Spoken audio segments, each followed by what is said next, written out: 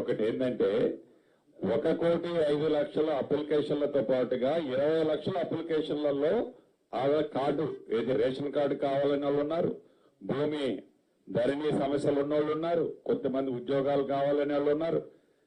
వాటిని కూడా క్రోడీకరిస్తున్నాం. డెఫినెట్ గా రేషన్ కార్డుల మీద కూడా ఒక క్లారిటీ ఇస్తాం. ఇచ్చేది ఏమి వెనకపోయేది ఉండదు. ఏదో నీది రేషన్ కార్డు లేదని అప్లికేషన్ తీసుకోకుండా ఆగలే. యథార్థంగా ఈనాడున్న రేషన్ కార్డులు సుమారు 89 లక్షలు ఉన్నాయి. 89 లక్షలు ఉన్న రేషన్ కార్డులకి ఈ రోజు వచ్చిన మాకు అప్లికేషన్లు ఎన్ని వచ్చినాయి అంటే 1,05,00,000 హౌస్ హోల్డర్స్ అని వచ్చినట్టు ఉన్నాయి. మరి ఇవన్నీ మేము తీసుకున్నామంటే దాని అర్థమైంది.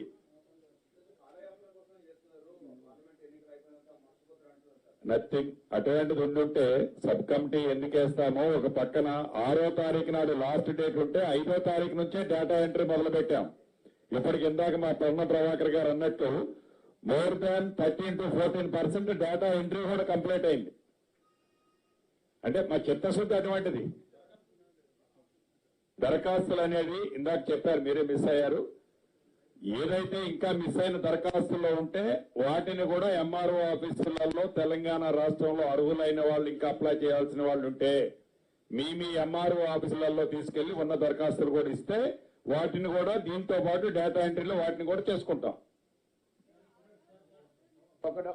ఒకటి ఇవాళ నుంచి 6వ తారీఖు నుంచి అధికారులంతా కేంద్ర ఎన్నికల సంఘ సూచన మేరకు ఓటర్ లిస్టు ప్రక్రియలో ఇన్వాల్వ్ అయ్యారు.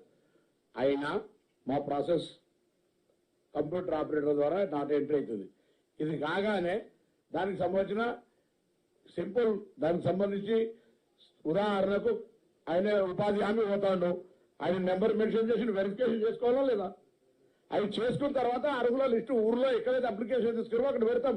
ఎందుకు పెడుతున్నాం? ఇంకా ఎవరైనా మిస్ అయి ఉంటే మీరు చెప్పండి. ఇంత సానుకూలంగా చెప్తా ఉన్నాం కదా. ఆయన అంటారు కాలాభిర కొంచెం మర్చిపోవాలన్నమాట. ప్రభుత్వం మార్పుకున్న వాళ్ళ మాట ఎందుకంటే ఊకే పోచారం శ్రీనివాస రెడ్డి అయిపోయిన గ్రాచారం అని అప్పుడే చాలాసార్లు ఎన్నదో గ్రాచారం.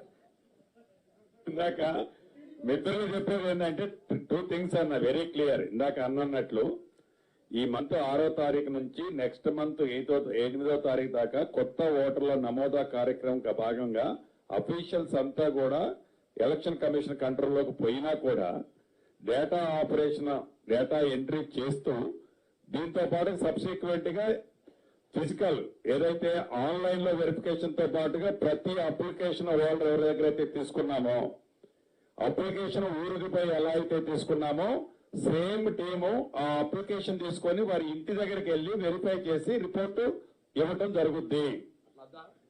చేయకుండా చేస్తే తప్పులు జరుగుతాయి. అర్హులైన వారిని ఎవ్వరిని కూడా ఈ ప్రభుత్వం విస్మరించొద్దన్నదే ఒకే లక్ష్యం. వెరీ క్లియర్ ఉంది ప్రభుత్వానికి.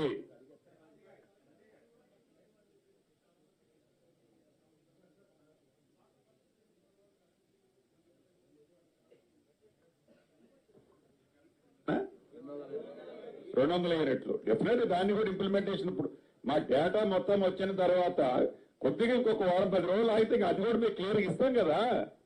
కట్టొద్దన్నదని ఏదైతే మేము అన్నామో అన్న ప్రతి మాటని బ్యాక్ అయ్యే ప్రసక్తే లేదు. మేము పాత్రికేయులు ఒక మాట పెడతాను దయచేసి. తెలంగాణ ప్రభుత్వం తరఫున తెలంగాణ కాంగ్రెస్ పార్టీ తరఫున పాత్రికేయులందరికీ 2 చేతులు జోడించి నమస్కరిస్తా ఉన్నాం. గత 10 సంవత్సరాలుగా ఎన్నికల హామీలు ఇచ్చి అమలు చేయని టీఆర్ఎస్ ను కూడా ఏమైనా మీ హామీలు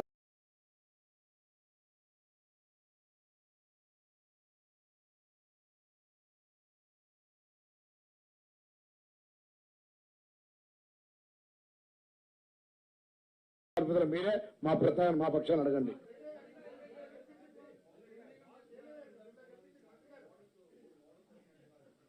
అదంతా కూడా బోగస్.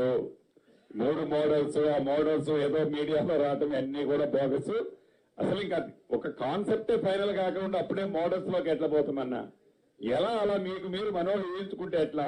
అందుకే మీకు దయచేసి టీఆర్ఎస్